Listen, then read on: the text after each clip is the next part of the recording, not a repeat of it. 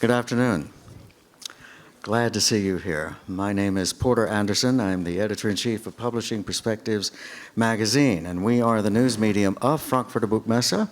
Our mission is international news, strictly international news of the publishing world, and many of you are familiar faces to me because we've done interviews together, covered stories together. We always appreciate your participation and support of Publishing Perspectives. We're in the third year with our Publishing Perspectives Forum. We're very glad to be here in Frankfurt studio, which is a very nice central location. We love the Congress Center there, but it's a little bit of a hike. Now you know you can find us easily, and we have a nice schedule all week. I hope you'll be back many times. We're excited to be working with audio all afternoon, as many of you know, and especially in this program that we're starting now, because we have folks here with us who really know the business, who are really expert, really understand where things have been and where they're going, and have some very canny concepts and interesting observations on where things are now and what might really be ahead. I'll give you one personal observation that I've made many times, more times than some would like in print. The audiobook phenomenon is something that I think is exciting. I'm very high on audiobooks myself, but there is a cheerleading fan base for it, which is wonderful on one side, and yet at times tends to make you wonder if we're getting the clearest and the most distinct understanding of where the challenges are, and where, in fact, things might go better. And what we're calling this session is Meeting the Demand, because there is demand, thank God, there's rising demand, it's fantastic. And yet, are we doing the most sensible, the most practical, the most intelligent things to take advantage of that demand and to capitalize on it? I have with me today two folks instead of three. This is Amanda Daciarno from Penguin Random House, and of course Lee Jarrett. Many of you know him from Audible. We're going to talk in a minute about how they came to do what they're doing, because it's in a nice little coincidence. They both are relatively new to their current roles, and that's a nice thing, and they're just the right people too. We are supposed to have John Watt with us of Bonnier in London. John has had an issue with one of the flights he was on and has been delayed and won't be able to make it to us. What he did do, however, was give me some notes on what he was going to talk about. And while I'm not going to actually play John, but what I'll do is I'd like to read to you some of what he's saying, because we think it's interesting, and we think it's worth your thinking about. We were all quite impressed with the group that he had put together and was working with. He is the current leader of a group that's been working called, it's Audio Publishers Group in the UK, began working together on this. Yes, that's the background of that. And it is a group, the purpose of which is to determine what is the best way, only a recommendation, only a guideline, not a law or a regulation, but what might be, I'll put it that way, the best way to communicate to a consumer what various usages of AI might mean in the reading of a book, in the narration, as it's called, of an audiobook. And this is an interesting project. It's taken them months. They started in the spring. They've been meeting together, a group of publishers, everybody up and down the different sets of job descriptions that are involved in the process. And they've come together with a couple of concepts that I hope will become apparent in these notes I've got here. And it's quite interesting, and I think it's food for thought. I think it's something that we perhaps don't think about when we begin talking about how AI is going to impact various aspects of audiobooks. This is one, how we communicate what it is to the consumer. Let me see if I can just get right to the recommendations. As I understand it, I'm seeing two. We'll see what we've got here, because I'm brand new to this, just came across from Brussels. John says to us, first off, it's important to say that the guidelines we've written are completely non-binding recommendations and guidelines only. So don't get worried, don't get upset. Nobody's making you do anything here. They make no judgments on the uses of AI narration. They only contain recommendations on how publishers and retailers might name them and convey them in a most transparent and consistent way. The first is a label that would be called AI voice. This label should be applied to an AI-based synthesized voice that has been generated using samples from a large group of unidentified speakers. Okay? Then, he's got an example here for us. This would be Google's auto narration voices, such as Archie or Mary. We all remember Archie and Mary. The second of these labels is Authorized Voice Replica, or AVR. In this case, you're hearing an AI-based voice that has been generated using authorized, licensed samples from a specific human voice and seeking to replicate that voice. That's an interesting concept.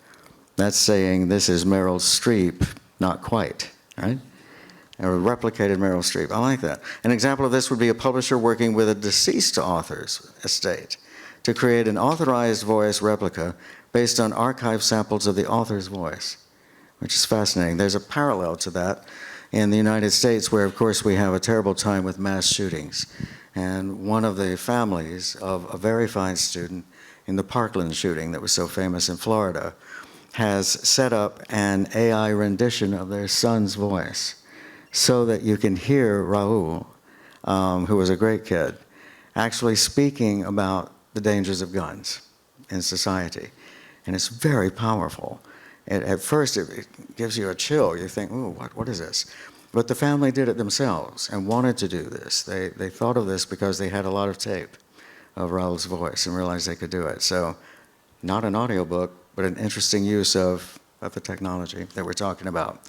So we are only going to go about that far, I think, on this because these are really interesting things that John is working on with the committee in London, and I'm sure we'll get a better and fuller rendition of what's going on. In fact, I'll do an interview and you can read it in Publishing Perspectives.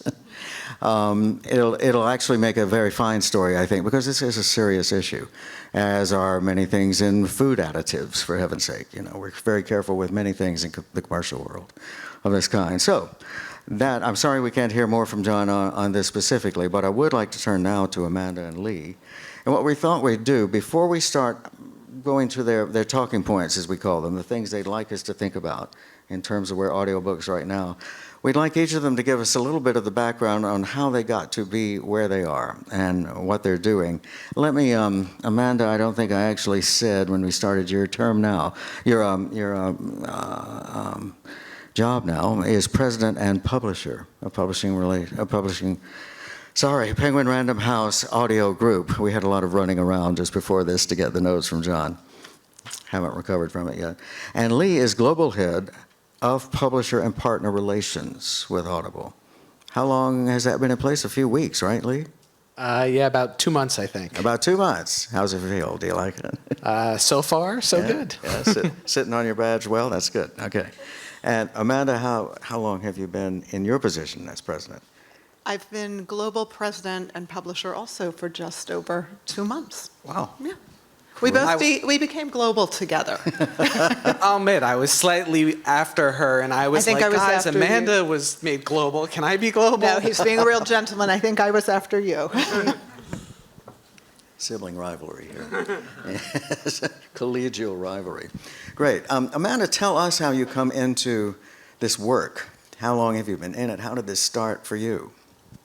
Well, I've been thinking a lot about this. You know, Porter put the pressure on that we had to talk about ourselves, and I think we've done a few panels together over the years. We're really good about talking about our businesses, maybe a little less so about ourselves. So I'd like to take you back to first grade when I won the reading contest at 6 years old, and I think that really set me on the path for book publishing. I'm very proud of you. I'm going to skip ahead about 25 years then. Always a reader, always loved books, majored in English literature at university, and all of that time never even knew there could be a career in publishing. To me, this was a hobby, this was a passion, this was something I was never without a book anywhere in my life, and I just never quite made the connection, I think like so many of us, that this could also be a business too, and that there was an international fair in Frankfurt to talk about this. So I went to work for Barnes & Noble as a bookseller. I remember shelving my first audiobook, not even understanding exactly what it was, how they could take a 500-page book. This was in the time of abridgments, and break that down to 3 hours on a couple of cassettes. Then made my way to New York with publishing, always on the publicity and communications side, and then found my way to an art book publisher, which is a little more art world than it was publishing world, so I was looking to find my way back into traditional book publishing, and a headhunter called me about a job at Random House at the time, pre-merger, Random House Audio, and I said, oh, that's really nice, but I think I'd rather be on the book side rather than the audio. And she said, if you don't go on this interview, I will never call you again. I said, great, what time should I be there? I'm very much looking forward to it. So I listened to my first audiobook, and I was really hooked. The idea of taking great literature and even just great books in general and pairing them with a great actor. I remember exactly the book. I checked it out of the library on CD, Lucia Lucia from Adriana Trigiani. I put it in my little Bose CD player to clean my apartment. My home had never been cleaner. I absolutely loved it. So I took the role in publicity. Luckily, thankfully, I was hired. Took the job in publicity. Then marketing was added to my role shortly thereafter. Lots of amazing campaigns. At that time, the campaign was all about getting people to even listen. We were publishing at the time. I remember writing my first press release for a little book called Harry Potter. It was book 5 in the series. And what was so interesting at the time was that was going out 70% on cassette and 30% on CD. And that was only 21 years ago. I mean, it's a long time, but to think how many formats we've gone through, and of course, Lee is here, and the dominant format now for this business is digital. It's just amazing the arc that this business has gone through. But even way back then, when 70% of what we were doing was on cassette, this was a growth business. And at that time, Harry Potter was one of the books that really broke through. And it got people who'd never even thought about listening to an audiobook to sit down and listen. And thankfully, all children's books were unabridged, so it was the entire 20-plus hour Harry Potter audio. It's fantastic.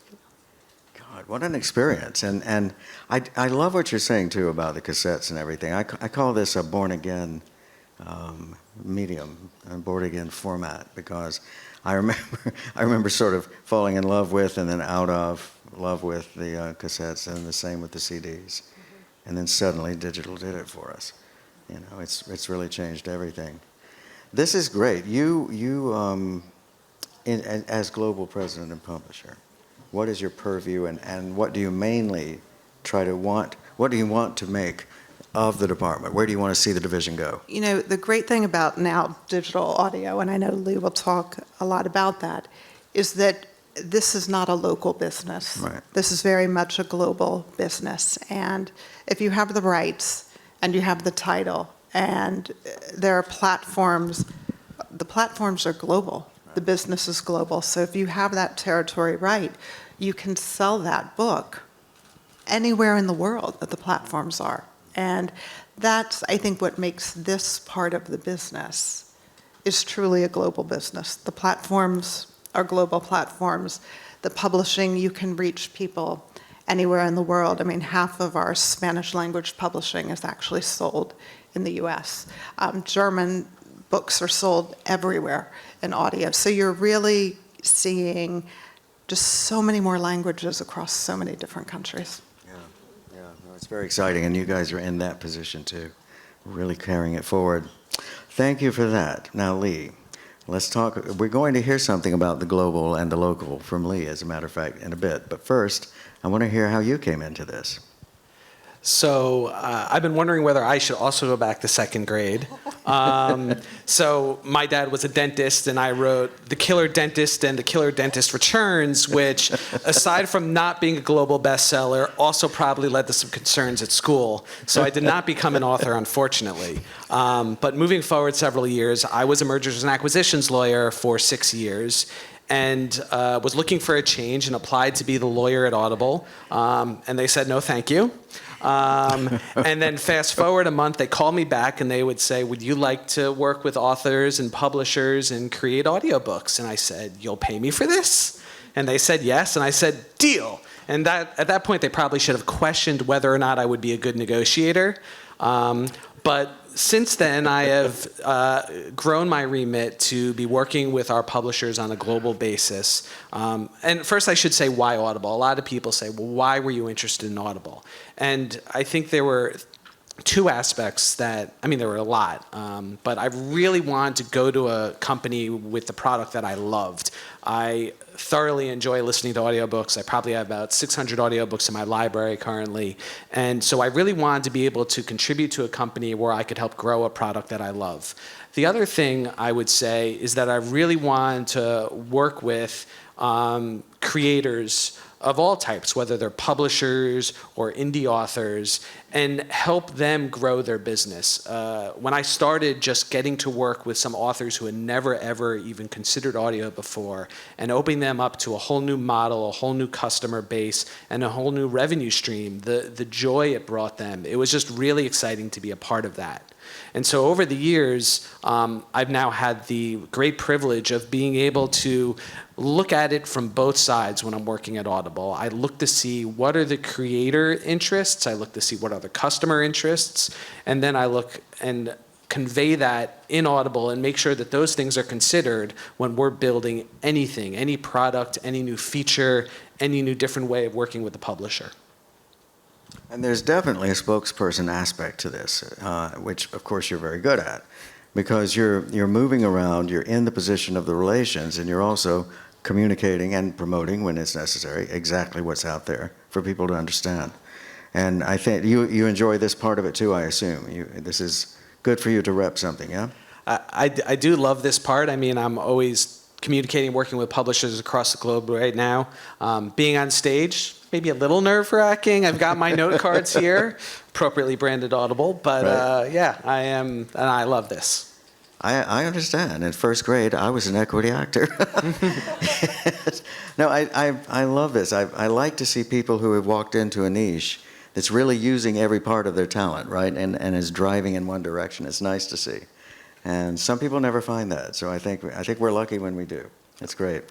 Now, if you will, take us into one of the points that we've been talking about together in our preparation lead, because I think also while we're talking about the global reach you're doing and the relations that you're working with, it has a lot to do with the points you've been making to us about the localization question. Localization, of course, as Lee tells us, is very interesting in audio because it means not only something about how the format is sold, how it's presented to the population, but also the content itself. And there are so many gradations and so many questions in my mind, at least, about how decisions are made to meet the localized needs as they're understood. Fascinating part of the business. Talk to us about this, will you? Yeah, so there are two aspects of how we think about a global content organization like I'm a part of, as well as a local content organization. As Amanda said, we want to be able to sell every book, everywhere, every language, but that doesn't mean that we don't have to be local in our thinking and what we refer to it as our local first content strategy. And so there's two ways to look at this. One is about the actual specific content. And I'll be speaking this more about Japan and Brazil in particular in a talk I'm having tomorrow. But we're always thinking about what content is appropriate for that marketplace. Make sure it's in the local language, in the specific dialect of that language. Make sure that we are attracting customers by using celebrity narrators so that they really connect with an audience who may not be familiar with audiobooks. Make sure that we also are using proper narrators who really understand the local nuances. So that's all a part of it. The other part of it is really thinking about our structures and our models in each marketplace. So as many of you may know, Audible has a credit model, and that we have in the US, the UK, Germany. But then we also have an all-you-can-listen model. and that's in our nascent marketplaces such as Japan, Brazil, Italy, Spain. And so why we have this differentiation is because we're really looking at how customers engage with our audiobooks and our product, and we're making sure that we're meeting them where they're at. In those more established marketplaces, the credit really holds on to the value of audiobooks because it does really demand a premium in those marketplaces, whereas in our nascent marketplaces, people are less familiar with the audiobook. They maybe haven't even had audiobooks before, and so we're trying to introduce a global population, that global but local population, to audiobooks, and so those offerings are more appropriate. You'll note, though, that it's not a one-size-fits-all kind of model. So in our credit marketplaces, we also include an all-you-can-listen catalog to help with that behavior of discovery, making sure we're introducing, say, new voices to customers, getting people excited about series. We'll put first in series. We'll put kids content because kids content maybe performs better in the all-you-can-listen catalog than in the credit catalog. We have different offering types with different number of credits per month, as well as we offer a la carte sales. So anything is offering for cash no matter where you are. And so likewise, in our all-you-can-listen marketplaces, you can make cash purchases. And so this is all about making sure we're meeting the customer where they're at and making sure we're serving their needs while also serving the needs of creators. Let me ask this. In the Spanish language world, that has had quite a number of pretty robust subscriptions going on for a while, most of them seem to be all you can listen. Is that something that Audible feels pressures it into going into in a market like that? Or is there something to be said for going in with a different model to distinguish yourself in a market that may not know Audible very well? Yeah, I will say that we do a lot of research, and so we're always trying to meet where the customer's at. And so for each marketplace we enter, we're really looking to see kind of what that landscape is like. So take Brazil, for example. There were really no Brazilian Portuguese titles, that's the local language, in that marketplace. There were some, but not a lot, and so we worked on creating several thousand titles just to meet that marketplace. And as a result, we felt that all you can listen was the best category. So when it comes to Spanish language, yes, in Spain we do have an AYCL catalog, and it just really depends on the customer behavior.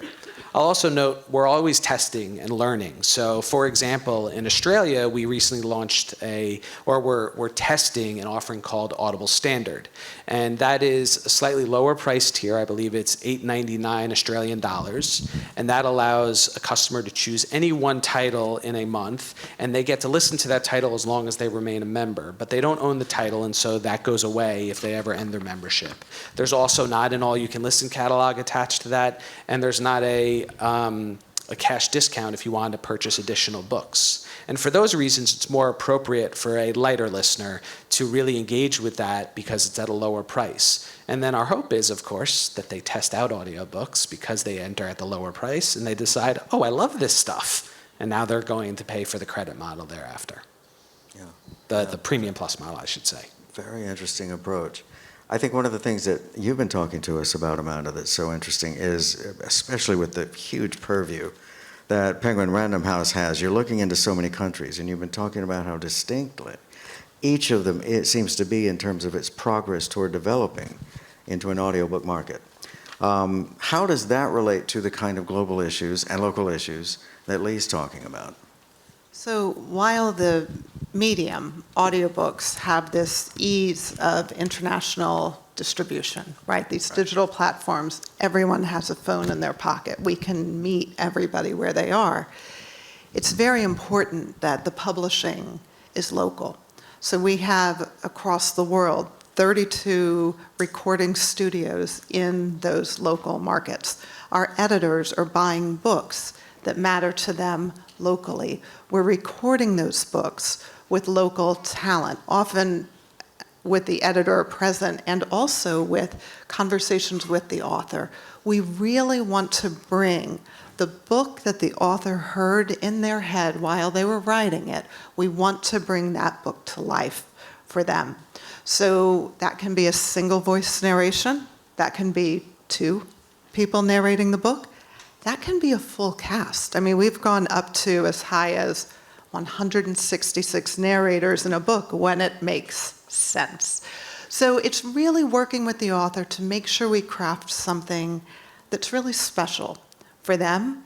And oftentimes you'll find for a best-selling author, someone who has a huge fan base, they'll want to sample everything. So they'll want to have the print book, they'll want to read the book, and then they also want to experience that book in audio. And then as a publisher, our job is to make that book available as widely as possible. So we take that out as far and wide as we possibly can. It's fascinating. And can you talk us through some of the markets as you see them, or regions even, where I find myself surprised sometimes that a market like Korea may not be as far along in audio as I would have thought, because there's a very high-tech culture there. You know, it's interesting you mentioned Korea. We did a huge export business with Korea many years ago in physical format. Junie B. Jones was one of their favorite titles in Korea. We sold a lot of Junie B. Jones in Korea.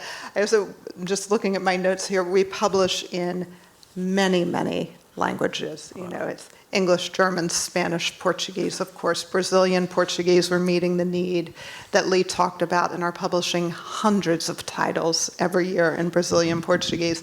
If there's one market, I started meetings yesterday here, one market I hear everybody talking about, it's Brazil. Right now, I think they're seeing what we saw a decade ago with Spanish. Grupo, our sister company in Spain and across Latin America, is celebrating their 10-year anniversary of publishing audiobooks. So while it may seem like this is very new, we've had a lot of people working on this for a very long time. I mean, just the production team alone at Penguin Random House is almost 100 people around the world, really working with authors to make sure we bring their story to life. Yeah, and with such quality, it's always been fascinating to me that the awards are just flying in toward Penguin Random House every year when the Audies are going. I paid him a lot to say that. Yes, she paid me $5 say. It's well deserved. Can either of you put your finger on what it is about the Nordics? Those people will slog through the snow to get to their next audiobook. It's wonderful, really, and of course that's what Jonas picked up on when he started with Storytel, and there's been such an outbuild of that amazing, a build-out of that amazing market area as the entire set of nations there and markets. What is it that brings audio into such high relief for the Nordic citizens? Do we know? Is there a sense for this? Jonas would never tell me. I did try. So I can't speak specifically to the Nordics.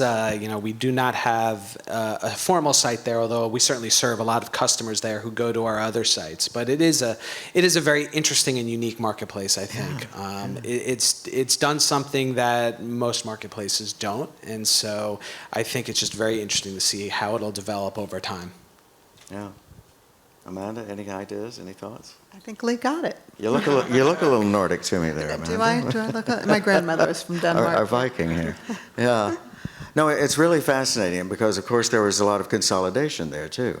And suddenly here was Norway coming in. Was Mofibo, I think, was the company that started there and came in as Jonas Tellender, brought more and more in and did an amazing job while he was still with the company and solidified this enormous allegiance to listening. I have to say that my actual attraction to audiobooks, and I am very devoted to them, is that it's an even greater intimacy with the author than you have when you're reading normally, when you're reading visually, and you're making what they call the movie in your mind, right? This, you're hearing this voice in your head, and to me, it's like having somebody whisper a story to you, which I used to love when I was a kid.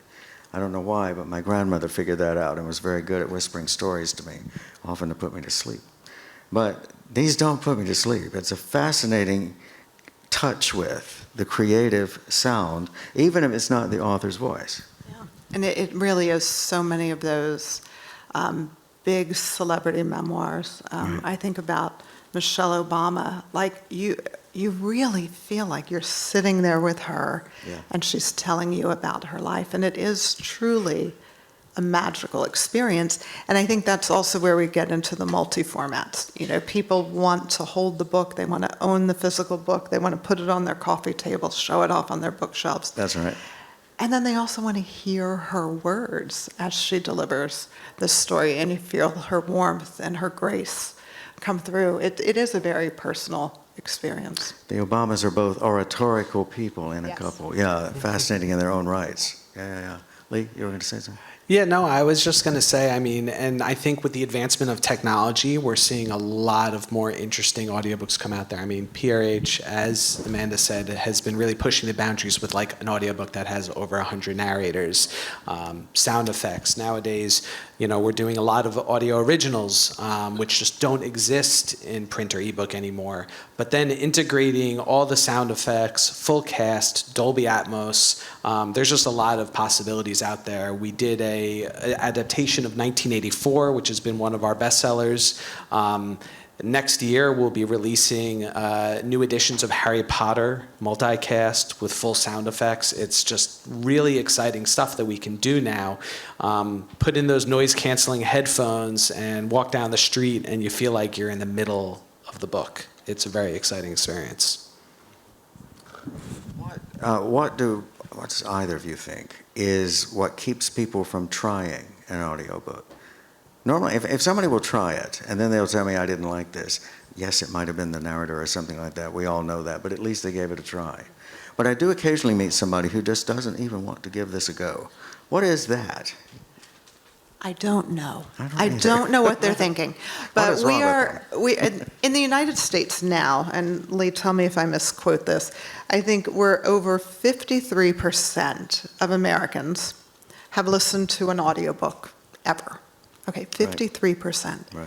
As much as we've grown over the last 20 plus years, 53%, we have a long way to go. Yeah. That's only half the people in the country. And what is it? Maybe they're not digital, maybe they're not book people. You know, I think so many of the people who started listening to audiobooks were definitely book people. Oh, you're going to photo? Wow, okay. It's the journalist at work, sorry. All right, I'll try to, I didn't do a very good job of gracefully keeping going. Oh, that's nice. More of that. That's good.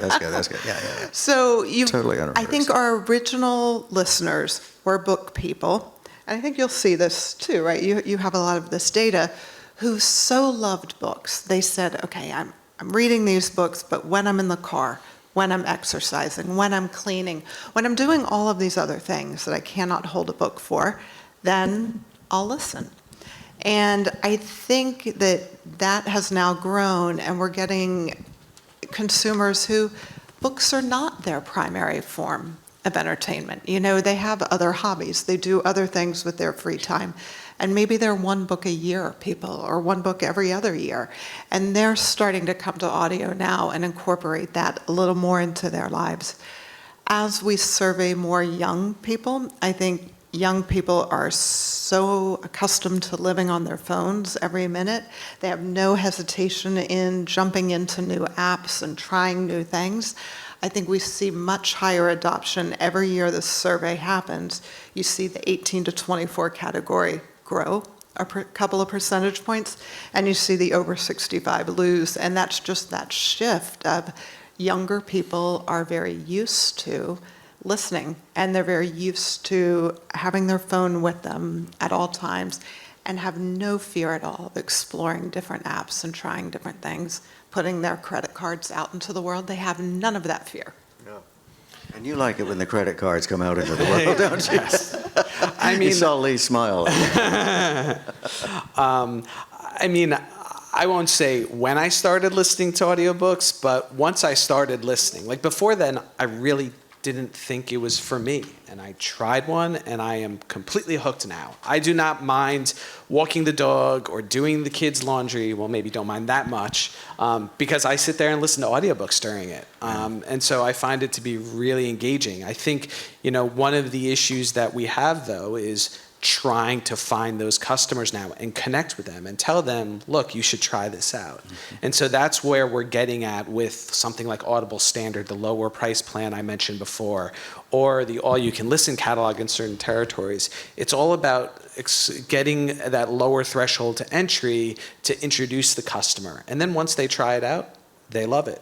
I will, I'll also note that I forgot where my mind was going. Oh, that happens.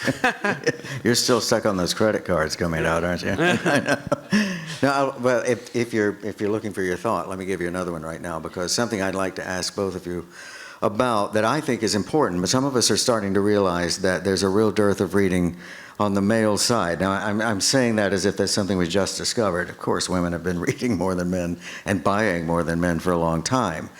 But a lot of people have been saying, why is this? Why do guys not stay with books as they age up into adulthood? They tend to go off onto other formats more than women may, or at least not come back to books as often as women may. And we're in a period when many young men in particular are in great distress.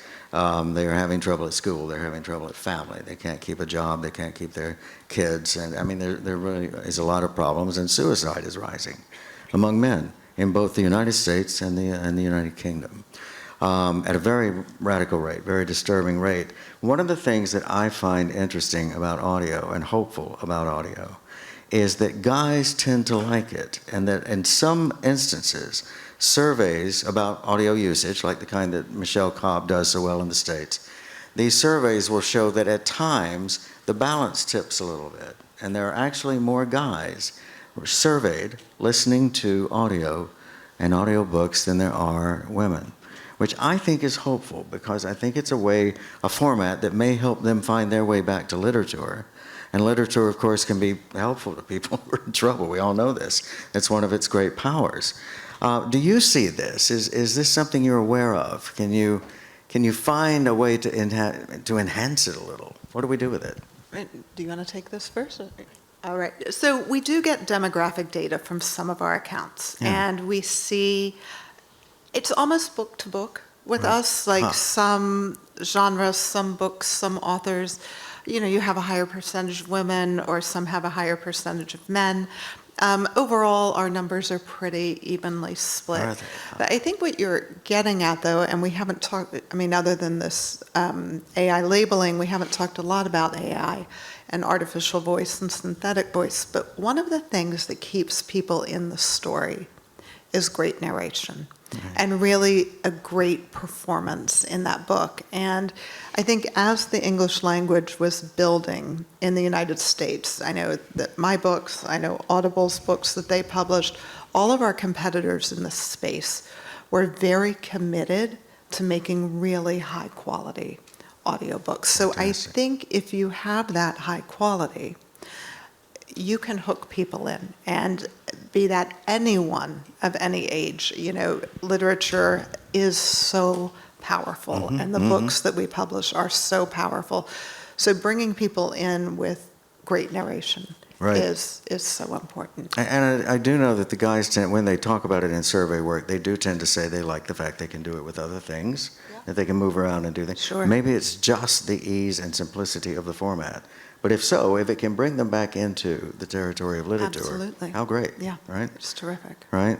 And you feel that, Lee? Do you see this as well?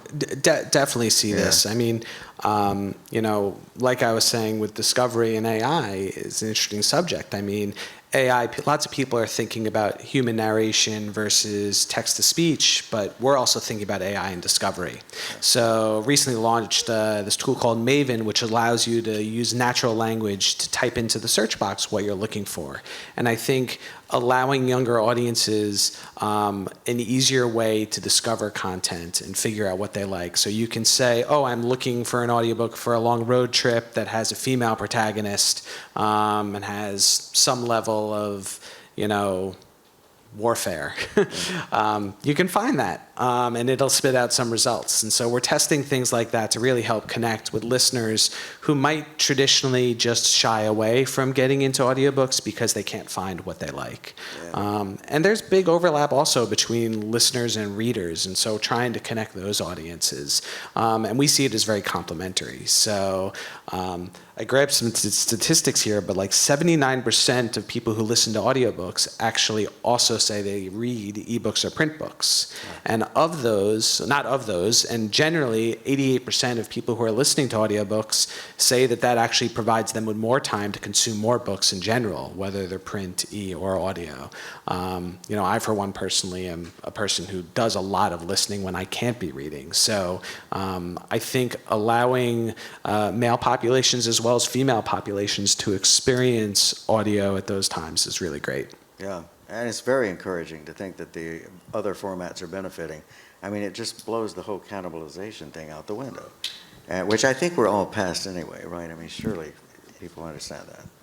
Well, I think if you could repeat it often, I think that would be great. I think it's one of the great fallacies is that people think that it's a trade-off. If you buy an audiobook, then there's a print sale that's going to be missing. And I've heard that as long as I've been in audio, that this is somehow competing, the formats are competing with each other.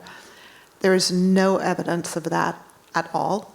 Print has grown. I mean, you know this. Print has grown year after year after year as audio has grown. And I think at this fair, all of us are really committed to the growth of books in all formats. And what we really need to be thinking about is 24 hours in a day. People are not awake for all of them.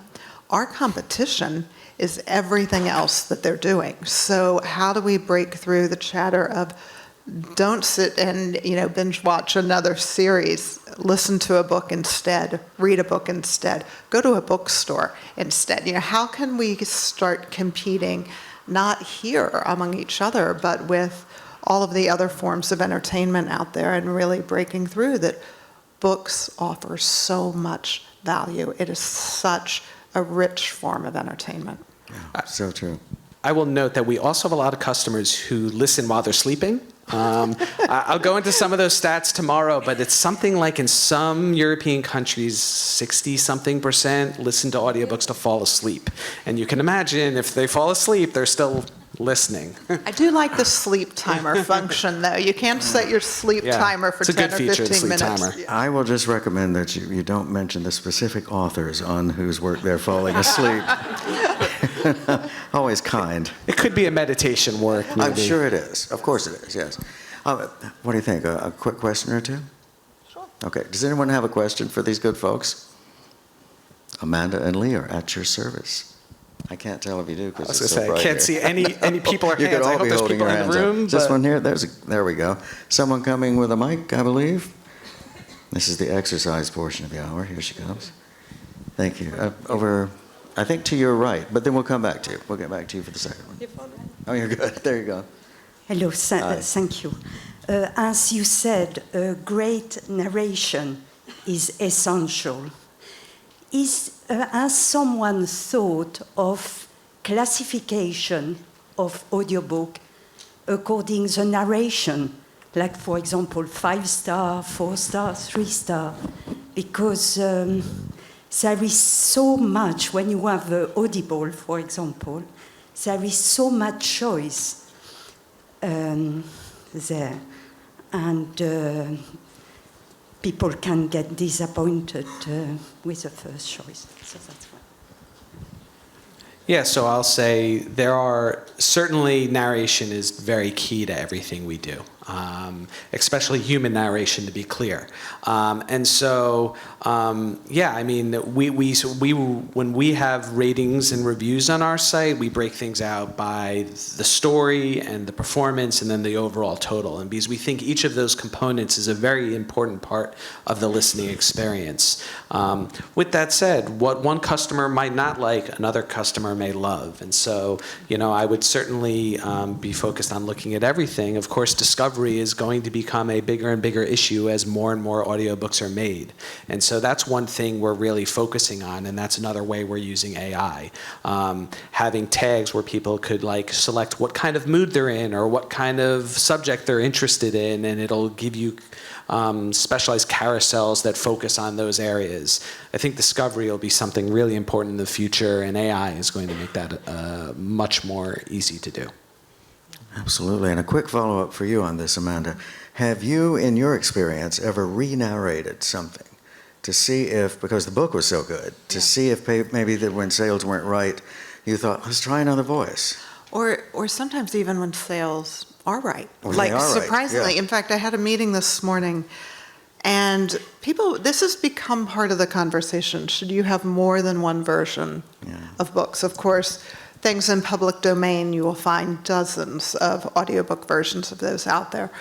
But some recordings are just too special to let go of. So we have E.B. White's narration of Charlotte's Web. This was done way back, not in the cassette days, but in the LP days. We have been publishing audio since 1955. So back in the days of LP, recorded in a barn to get the authenticity. It was a different time to get the authenticity of the creaking and the sounds of a barn. And that was innovative. Innovative at the time, E.B. White. So the reviews on Audible were quite polarizing. You either really hated it or you really thought it was spectacular and authentic and wonderful. So after many years, which gives you a perfect 3, which nobody wants a 3, like everybody wants a 5, nobody wants a 1. It was a strange place that left us. Right. So we did have the great Meryl Streep come in and narrate Charlotte's Web for us, and those two do live side by side. I'll bet. Yeah. That's very cool. Yeah, but I hope we get to a place. I mean, I heard somewhere, I don't know if you heard this recently, only 80% of people love their narration with a book. It's subjective. We don't all like the same things. We don't all like the same books. So that's why we have so much choice. So I had a friend actually text me. She's like, I really don't like this narration. I'm like, this is not a hotline. I love that. I feel like I need to listen to that original recording because I'm just very curious to hear what it sounds like. But even when a narration is perfect, the current Harry Potters, there's 2 versions, 2 different narrators. Both are phenomenal, and I can't fault them at all. But now with new technology and Dolby Atmos and having the sounds immersed around your head, we want to try out something new. And so that's, something we're doing. Yeah. Let's try to get one more question while we have time. There was one here, yes? Is that where our other one was, or is there another? These are really Hello. Sorry. So I'm just wondering, I'm curious about this idea that you kind of, in different markets, depending on, whether you have an established audience there or not for audiobooks, you tend to have different models. So you have like the sampling model where you're trying to get people intrigued in audiobooks, and then the credit model for more established markets. And I'm just wondering, in terms of the streaming model and streaming audiobooks, why that's kind of done so well in established markets? And is there a kind of, do people like sampling different audiobooks before they try them anyway, even if they are audiobook listeners? Several interesting questions there. Very interesting questions. I would say that sampling is definitely an important part of it. And like we were discussing before, what one person, a narration, one person loves, another person may not, also the story. And so for us, it's very important to provide samples to our customers to make sure that they can experience those. And we're always doing testing, to see, do longer samples make a difference? Also, we've been putting samples at the end of audiobooks when you listen, and we've been seeing great results from that. So that's one thing about sampling. With regards to the different marketplaces, certainly some of the established marketplaces like the Nordics have very big participation in AYCL, and that's probably a function of how they came up into audiobooks originally. For a lot of the marketplaces where we're going in, there's very few titles in the local language in audio, and just the familiarity with audiobooks is not as strong. And so having that ability so people can go in and listen to one title, and if they don't like it, try another, and not feel like, oh, I used my 1 credit for a month. Now I have to wait an entire another month in order to try something else out. That AYCL catalog really allows that flexibility in those marketplaces, resulting in us having an easier time selling that product into the customer. I also wanted to add, we're seeing the media more and more often pick up audiobook samples. So as they review titles, as they talk about titles, as authors are on television programs talking about their books, like when authors are really out on tour talking about their book, we're working with more and more media outlets to get them audiobook content to promote. So recently we announced Julia Roberts' narration of Lisa Marie Presley's memoir, and those samples were available at every single outlet where that book was publicized. So I think that will also get more than 53% of Americans listening too. So have your publicity teams really work on getting audio out there when they're promoting the book. It's fantastic. These are such good comments and observations. I really appreciate this from you guys. It's been super. You've been a wonderful audience. Thank you for being here with us. I'd like to mention a couple of things in the morning, right here, also from the Publishing Perspectives Forum. At 10 a.m., we have Trip Adler, the founder of ScriptD, talking to you about Created by Humans, his new company that's developing AI rights, which could go exactly to what we're talking about in several ways.